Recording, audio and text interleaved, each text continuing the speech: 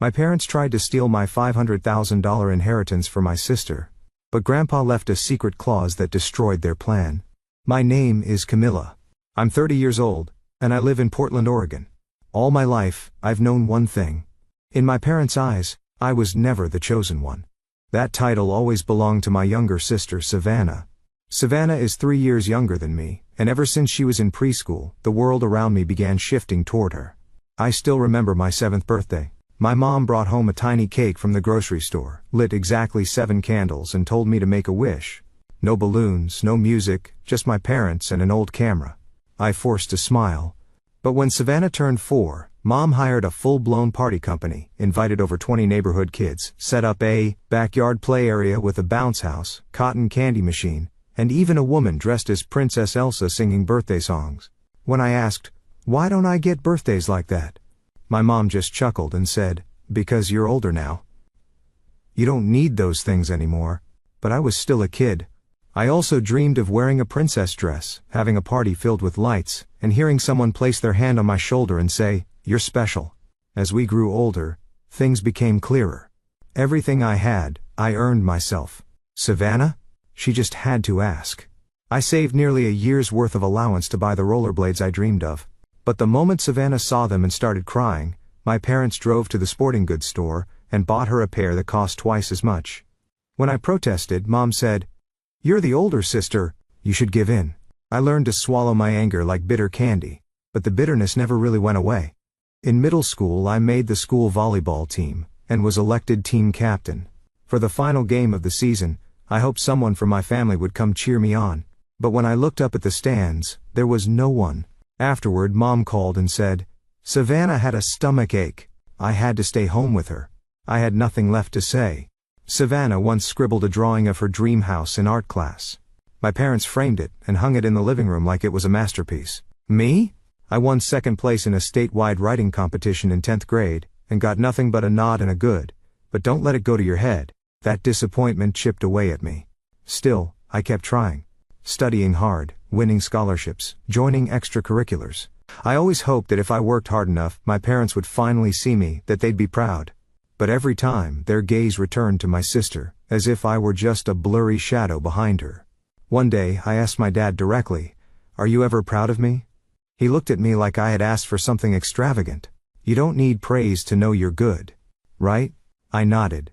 But inside, it felt like the air had been sucked out of me. As I got older, I stopped trying to compete.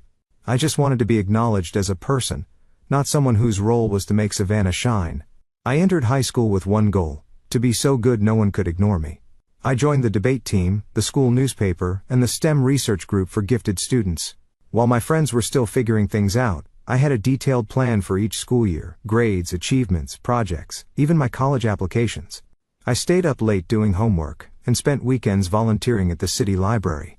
Every time I aced an AP exam or got accepted into prestigious summer programs, I'd rush home hoping for a simple "well done" from my parents. But every time, I was met with silence or a "that's good but don't get complacent." And Savannah?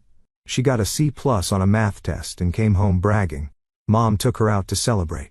Dad said, "That's amazing." Math was always a nightmare for me. "You're already better than I ever was." I stood in the kitchen holding a glass of water, but it felt like I was holding a stone. It wasn't Savannah's fault. Honestly, I don't think she even realized she was wrapped in a cocoon woven by our parents. But the truth was, she was always praised, always rewarded, even when she did a fraction of what I did. I remember the parent-teacher meeting in 11th grade. The principal herself invited me to a statewide student leadership forum. Only 10 students were selected across Oregon. I wrote the application myself, submitted the essay, and passed 3 rounds of interviews. When I brought the invitation letter home, Dad glanced at it and said, "Don't forget your chores if you're going to be gone. Your mom can't clean everything alone." As for Savannah, when she said she wanted to learn how to drive, my parents immediately gave her a used Subaru and hired a private driving instructor. I learned to drive using Aunt Lucy's car on weekends, practicing alone in an empty grocery store parking lot after work. I wasn't jealous of Savannah. I was jealous of what it felt like to be believed in, to be anticipated, to be someone's pride, a feeling I only knew from books and movies. I received a full scholarship to Clarkford University, an elite school with an acceptance rate below 10%. I came home holding the acceptance letter, heart pounding with joy. But when I handed it to my mom, she said, "Clarkford? That's far. Are you sure you can handle the pressure?" Then she turned and walked into Savannah's room without another word. I stood there as if someone had just cut the last thread tying me to my family. Not because she doubted me, but because she didn't even want to believe I could achieve something worthwhile. That spring break, Savannah wanted to go to New York with her friends. My parents didn't hesitate to pay, and even bought her a new camera to capture her youth. Me? I asked for money for a plane ticket to attend an international scholarship interview in San Francisco. Mom shook her head and said, "You should learn to save. You already got a scholarship and still want more?" So I went alone, using money I earned from my cafe job and selling things on eBay. I sat on the plane looking out the window, tears falling, not from loneliness, but because I finally understood no matter how hard I tried, in my parents' hearts, that place would always belong to Savannah. I entered college like someone stepping out of the dark, still squinting at the light. While my classmates had parents helping them move in, I quietly carried 2 suitcases onto the first bus to the Clarkford campus. No one saw me off. No good luck hug. No one watching from behind. I was used to that. But this time the emptiness wasn't so easy to swallow. The more I tried to stand tall, the more I realized a growing hole inside me. Something achievements and busyness couldn't fill. I developed chronic insomnia, often staying up until morning. Sometimes I'd sit staring at a blank essay for hours without typing a single word. I didn't tell anyone because I believed if I showed weakness, no one would be there to help me up. Everything truly collapsed when I fainted in my sophomore finance class. The doctor said it was a nervous breakdown caused by prolonged stress. That's when the school required me to meet with a counselor. During the first session, I sat silently for 15 minutes. Then the counselor gently asked, "Camilla, do you feel like you're straining just to be seen?" I broke down in tears. I couldn't hold it back anymore. Those therapy sessions pulled me out of the fog. I began to understand that emotional neglect from family wasn't my fault. That what I experienced was real harm, not me being too sensitive like Mom always said. After 2 years, I learned to rebuild my self-worth from those shattered pieces. I chose finance as my major, not because anyone guided me, but because I wanted to build the kind of stability I never had. I worked at the Student Support Center, then landed an internship at a small investment firm. I started earning my own income, just enough to cover the tuition not covered by my scholarship, and rent a tiny room off campus. No more hearing Savannah scream through the house about missing shoes or Mom calling me downstairs to scrub the kitchen while I studied. I graduated with honors, received offers from 3 major firms. I chose a financial consulting company in Seattle where I knew I could truly grow. 7 years have passed, and I'm still there. From analyst, I was promoted to team leader, then to associate director. I work tirelessly, but for the first time, I feel seen. No one sees me as someone else's shadow anymore. At 2007, I bought my first apartment. It was a small space filled with light near Green Lake. I stood in front of the door for 10 minutes just holding the key, breathing in the feeling of finally belonging to something that no one had to give me. I didn't call my parents. I knew if I did they'd only ask, "How many square feet is it?" And then start talking about how Savannah just launched another TikTok channel that was pretty fun. But that was fine. I no longer lived for their praise. I kept my distance. I only went home once a year for Thanksgiving and usually left early. Conversations with my mom rarely went beyond "How have you been?" and "Savannah just got a new haircut. It's gorgeous." Dad barely spoke at all. I thought I was used to it. Thought time would eventually blur everything away like dust until I got the call that my grandfather had passed. I still remember that morning. My Aunt Linda, Mom's younger sister, called. Her voice was trembling. "Camila, your grandpa's gone. Last night. In his sleep." I gripped the phone. My heart went still.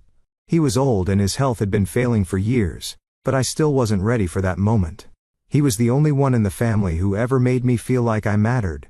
Not because I was accomplished, but just because I was me. When I told him I'd won a college scholarship, he said, "You make me prouder than anything. No one can ever take that from you."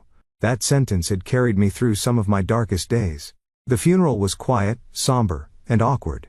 I arrived early, stood silently in front of his photo, and placed my hand gently over my grandmother's trembling fingers.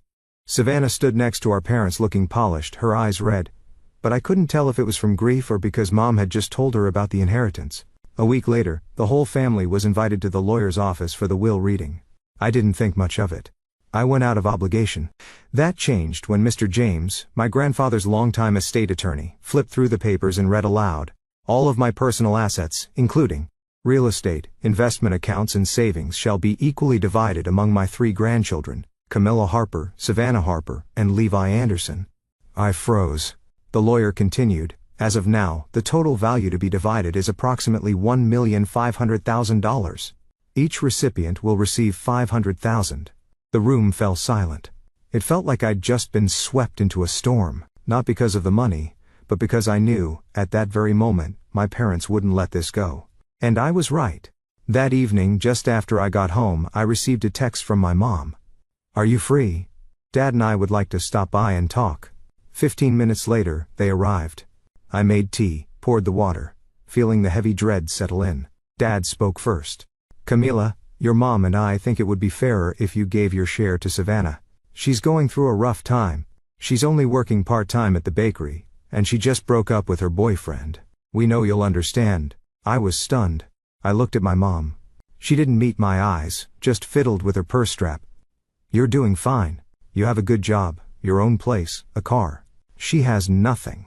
I clenched my jaw. My words came out like stones dropped into water.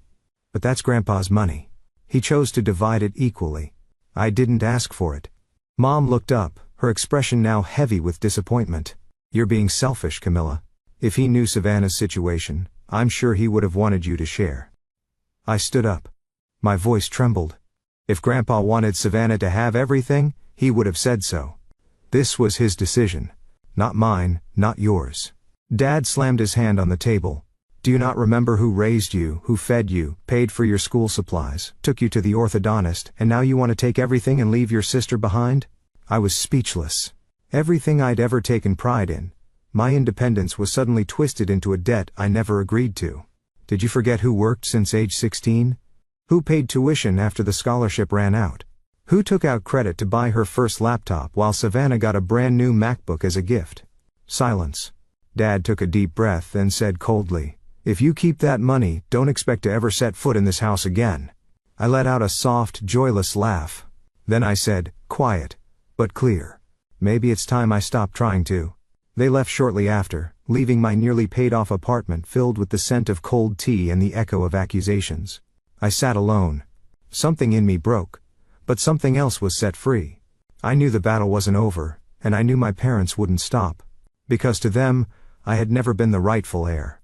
Just 3 days after that confrontation, I received an email from James's law office. The subject line was chilling. "Temporary change of will executor notification." My heart pounded as I opened it.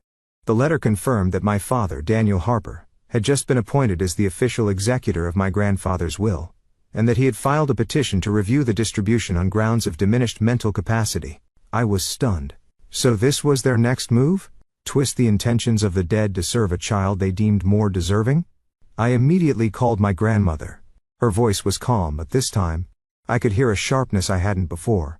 "I know, Camila, and I'm not sitting this one out." I went to her house that afternoon. The red brick home in Spokane was as quiet as ever, but today the silence felt heavy, with truths long kept hidden. She sat me down at the kitchen table where I used to eat apple pie every fall. "Camila," she said, placing a thick folder in front of me, "did you know years ago your father tried to convince your grandfather to leave everything to Savannah?" My eyes widened. "What? You were still in college then?" "He emailed your grandfather, 3 pages long, arguing that you were independent, and Savannah was sensitive and vulnerable, that an equal split wouldn't be fair." I clenched my fists. She nodded as if she expected that reaction. "But, your grandfather refused. He said clearly, 'I have 3 grandchildren, and I won't let any of them feel less valuable than the others.'" She pulled out a copy of the will. "This," she said, "this is the final version. Your grandfather personally added this clause. Any individual who challenges the distribution or attempts to alter it will forfeit their share." I read those lines over and over, relieved and burning with anger. My father had known, yet he still tried to manipulate it. Worse, he used his position to twist everything in Savannah's favor, while treating me like I was in the way. Grandma handed me a USB. "This has the audio recording from the will amendment meeting. His original notes and signatures. If needed, give it to the lawyer. I held her hand tightly. I won't let them undo his wishes. She placed her hand on my shoulder. I've always known, if anyone in this family would stand up for what's right, it's you. The following week felt like a battlefield. My father emailed extended family claiming he had evidence that Grandpa was confused when drafting the will. My mom hinted indirectly on the family Facebook group that I was ungrateful, clinging to every penny and breaking the family apart. I said nothing, but I was no longer afraid. I forwarded all the documents Grandma had given me to Mr. James, along with a formal request to review my father's role based on the will's dispute clause. The result came faster than I expected. The following week, Mr. James called an emergency meeting with all parties involved. In the cold, brightly lit conference room, he announced, after thorough review of the evidence, including original audio and witness statements, we find no basis for claims of diminished capacity. Furthermore, under Clause 7, Daniel Harper is hereby removed from his role as executor. My father's face turned pale. My mother stared at him in disbelief. And me? I didn't say a word. I just looked toward my grandmother at the end of the table, and she nodded. I knew then, even if I wasn't the daughter they chose to cherish, I was the one Grandpa trusted to protect what was right. After that defining meeting, my grandmother, Eleanor, was no longer the quiet woman in the background. She became the one leading the charge. The shield I didn't know I needed until she stood up for justice, for truth, and for me. She didn't just bring the recording and the will. She reached out to my grandfather's two sons, Uncle Thomas and Uncle Mark, who had kept their distance from my father for years due to past disagreements about money and values. When they learned he had tried to reinterpret the will to cut me out, they were livid. Daniel doesn't have that right, Uncle Thomas said during a private meeting with Eleanor and Mr. James. He signed that will. How can he now pretend it means nothing? Eleanor replied, firm but calm. Because he never saw anyone but Savannah as worthy, not because she needed more, but because in his mind, Camilla never belonged. I sat beside her, listening. Every word cut deep, but I didn't cry. Not anymore. I'd learned to face the truth without letting it swallow me. Mr. James concluded that with the support of the remaining heirs and overwhelming evidence of attempted manipulation, the will's execution would be handed over to a neutral third-party attorney outside the family. By the following week, everything was finalized. My father was completely removed from all authority. No one could change the distribution. No one could rewrite Grandpa's wishes. A few days later, I got a call from the bank. The first transfer, $500,000, had been confirmed. I sat frozen on my kitchen chair. The early summer sunlight streamed through the window, lighting up the edge of my scratched oak table. I touched the phone screen, the numbers glowing clearly. It wasn't that I didn't believe it. It was that I'd never thought I could keep something that belonged to me without having to earn it through obedience. That very afternoon I drove to Grandma Eleanor's house. When she opened the door, I hugged her tightly without saying a word. She didn't ask anything. She just held me close as if to say, your grandpa saw everything, Camilla, and he's proud. That night, she made the spaghetti Grandpa used to love. She turned on his old cassette player, letting the soft jazz he adored fill the room. And for the first time in years I ate without holding myself together because I was allowed to let go. After dinner, she took me upstairs. Grandpa's office remained untouched. On the bookshelf, she pulled out a wooden box filled with papers, letters, and a small leather notebook. Your grandpa kept track of everything you accomplished, she said. You didn't see it, but he followed your every step. Here's the first article you wrote for the school paper. Here's your Clarkford scholarship letter. And this? This is your graduation photo. I flipped through the pages, my hands trembling slightly. She looked at me, eyes full of sadness and pride. Camila, your grandpa didn't split things equally out of obligation. He did it because he believed you deserved a fresh start without carrying the weight of injustice. When I left that red brick house, I knew I hadn't just reclaimed an inheritance. I had reclaimed my voice, and that meant more than any check ever could. But the story didn't end there, because the very next night, Savannah called me. Her voice was shaking like it was about to break. Camila, I don't know who to trust anymore. Mom and Dad want me to do something I don't want to do. I stayed silent, heart racing. I knew those words were a doorway, one that led to a truth I hadn't yet heard, and I had to brace for the next storm. That call from Savannah was the first stone dropped into a still lake. Ripples followed fast. Less than 2 days later, I got a text from my mother. What did you say to Savannah to turn her against us? Are you happy now? I didn't reply. But from that moment on, the lines were clear. I had become the enemy. Not because I chose to be, but because they had pushed me there. A week later, I was removed from the family Facebook group. No warning. No one spoke to me.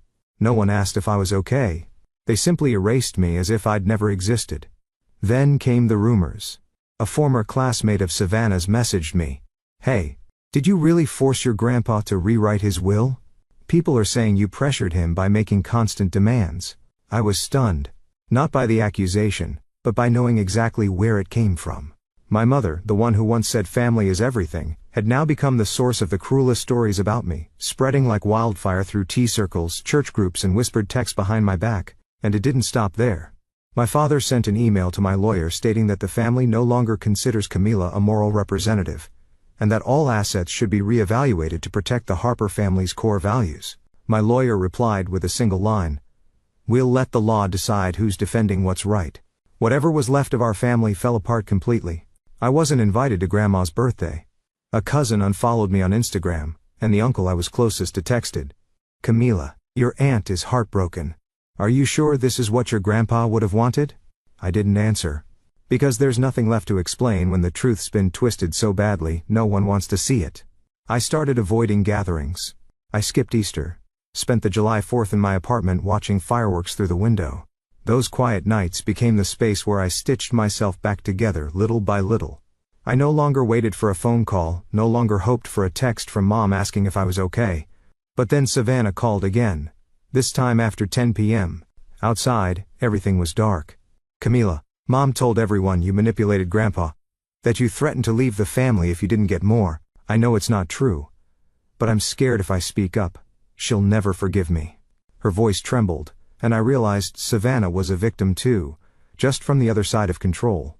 Have you ever thought, I said softly, that a family that only loves you when you stay quiet might not be love at all? Savannah was quiet. After a long pause, she said, I'm trying, but they make me feel like I'm doing something wrong just because I started thinking differently. I didn't blame her. Not anymore. I understood now. Some people have to go very far and hurt very deeply before they can see the place they've escaped from. But my parents showed no signs of stopping.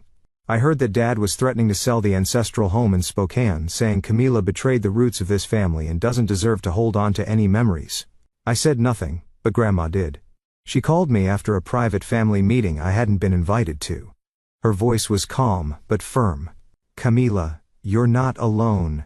Don't let them make you bow your head just for having self-respect. And in that moment I realized, true family isn't who shares your last name. It's who's willing to stand in the crowd and say, I believe her. But it still wasn't over, because a few weeks later, I got a letter. Not from my parents, but from the tax office. They were investigating suspicious assets filed under Savannah's name.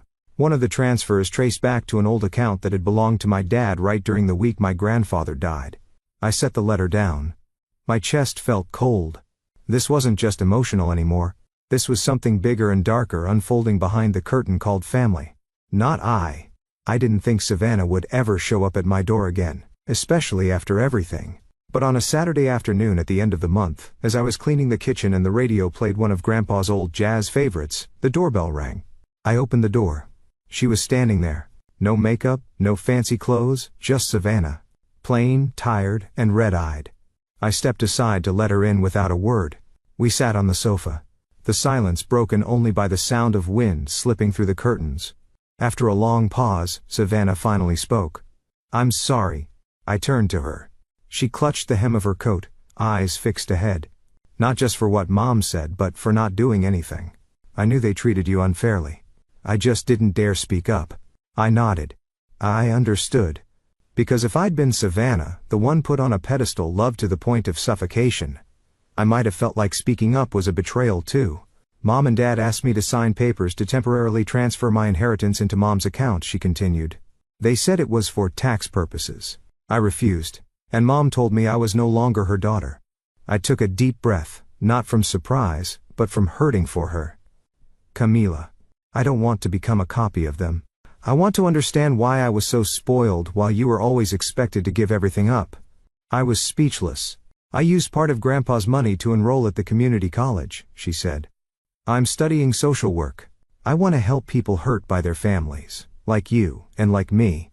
I couldn't hide my surprise, not because Savannah wasn't capable, but because she had dared to step out of the role our parents wrote for her.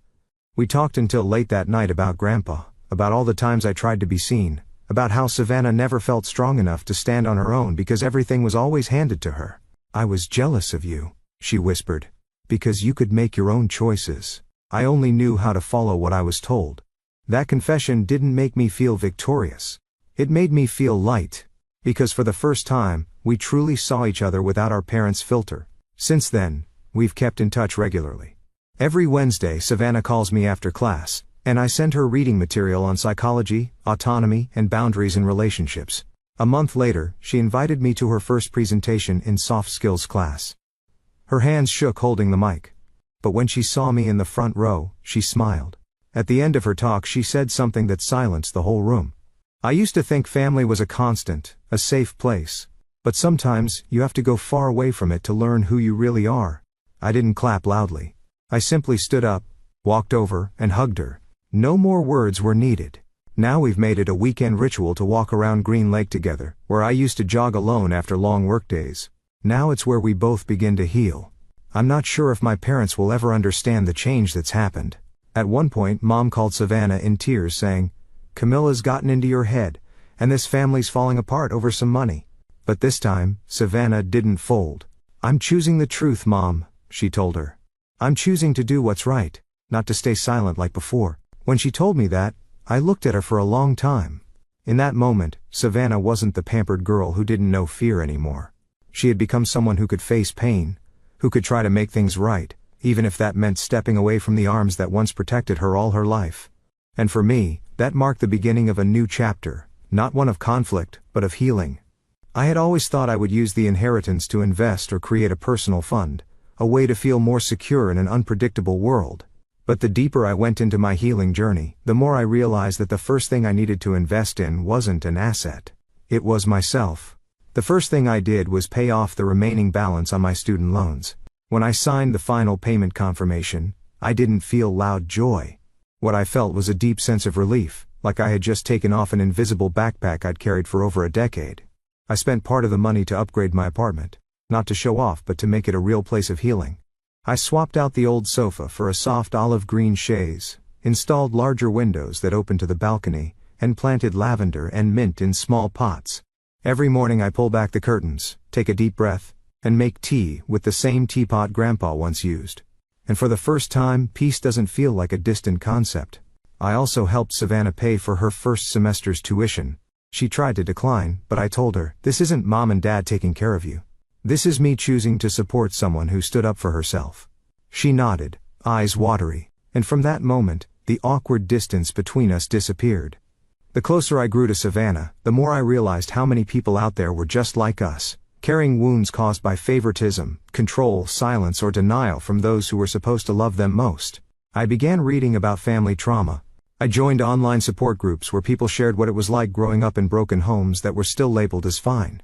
One evening, after attending a workshop on the power of conditional forgiveness, I sat on the steps outside the downtown counseling center, and for the first time admitted to myself, I wanted to do something bigger for people like me. I wanted to become someone who walks alongside others, not because I've healed completely, but because I understand that pain too well to watch others endure it alone. I enrolled in a pre-counseling program for working adults. Every Tuesday and Friday night, I'd attend class and sit beside people also trying to start over. Some were retired teachers, some recovering addicts, others former military. We were all different but strangely connected. Maybe because each of us carried an untold story. I chose to focus on therapy for adults who grew up in toxic family environments. I learned how to listen without judgment. How to guide someone in drawing the line between boundaries and exploited kindness. I started volunteering at a center for teens who had experienced emotional abuse. Twice a week, I helped them write emotion journals, express fears through art, and even practice saying no without feeling guilty. One day, a girl named Elise whispered, "You're not like the adults at home. You don't look at me like I'm a problem." I just smiled and said gently, "That's because you're not a problem. You're someone learning how to live as your true self." That sentence, simple as it was exactly what I needed to hear when I was 14. Standing alone in the school courtyard, holding an award letter with no one there to receive it with me. I know this journey is far from over. I'm still learning. I still have doubts. There are days when the past creeps in like a quiet storm. But I don't feel lost anymore. Because now I'm not just Camila, the girl once labeled too logical, too independent, too cold. I'm the one who stepped beyond the unfair boundaries of my family, and turned my scars into milestones of growth. And when I see Savannah, head down, scribbling notes for her upcoming presentation, I know, we're no longer two fragments forced together by blood. We are two people who chose each other, with understanding, compassion, and a kind of sisterhood rebuilt from the rubble. It's been almost a year since I received my grandfather's inheritance, but the most valuable thing I inherited wasn't the $500,000. It was freedom. I've learned how to say no without explanation. I no longer feel guilty for skipping family gatherings I know will drain me. I don't force a smile through their sarcasm or edit my feelings just to keep the peace. I've stopped trying to prove my worth to my parents. If they can't see me now, it's no longer my burden to bear. One of the biggest things I did for myself was set clear boundaries. No phone calls after 8 p.m. No replying to messages from mom if they're filled with blame or criticism. No letting the past dictate my present. I still keep a few things from childhood. Grandpa's handwritten letters, the old diary I once hid in my desk, the photo of Savannah and me under the apple tree in the backyard. But now, I see them as slices of memory, not open wounds. Savannah and I are continuing on our own journeys, sometimes together, sometimes apart, but always respecting each other's choices. She's still studying, and she was just accepted into a transfer program at the state university. When I asked if she was sure about her major, Savannah smiled and said, "No one ever taught me to live for myself like you did. Now I want to teach others the same." We had a small spring picnic at Lincoln Park, just the two of us, some simple food, and a speaker playing Grandpa's favorite jazz tunes. As the sunset lit up her face, I realized some things we think are broken forever can be put back together if we're brave enough. I started building my own project, a support group for adults who grew up in families shaped by control, favoritism, or emotional neglect. I called it New Arms. Not just a place for healing, but a place to redefine what family can mean. The project has been slow but steady. We hold small weekend sessions, invite guest therapists, and create safe spaces for people who've never had the chance to be heard. A woman in her 40s once cried, sharing how her mother always compared her to her sister. A college student admitted he'd never pursued his dream major, because his dad said it was useless. I listened to every story, and each one reminded me of my own. I also began offering one-on-one sessions once a week with a limited number of clients. I wasn't chasing numbers, I just wanted to do it right. And, enough. Grandma remains my quiet companion. She came to the opening of New Arms and gave me Grandpa's old scarf from his final years. "To remind you," she said, "that no matter how far you go, kindness and fairness should always start from family, or from those we choose to call family." I hugged her for a long time. She didn't need to say much. Her presence was the kind of support I once wished for from my mother. And now, I have it just in a different way. My parents still keep their distance. I don't blame them anymore. Maybe the only thing I hope from them now is acceptance. And if they can't give that, I'll still be okay. Because I no longer live in the shadows waiting for someone to flip the switch. I've built my own light. Now I wake up every morning without that heaviness in my chest. I drink coffee, watch the sunlight spill across the curtains, open emails from strangers waiting to be heard. And I know that my journey, even though it began in pain, has led me somewhere entirely different. Somewhere I don't need anyone's permission to be happy. I don't know exactly what the future holds, but I know one thing for sure. The old cycle ends with me. And this new chapter, I'm the one writing it. Camila's story is a reminder that sometimes family isn't where we're loved unconditionally. It's where we have to learn how to heal and define our worth ourselves. By stepping out of favoritism, setting boundaries, and building her life on her own terms, Camila broke a toxic cycle passed down through generations. What matters most is not the family we're born into, but the way we choose to live, with honesty and kindness for those who deserve it. What do you think about Camila's journey? Have you ever felt the same way she did? Share your thoughts in the comments. And don't forget to follow the channel for more powerful real-life stories about family and finding your voice.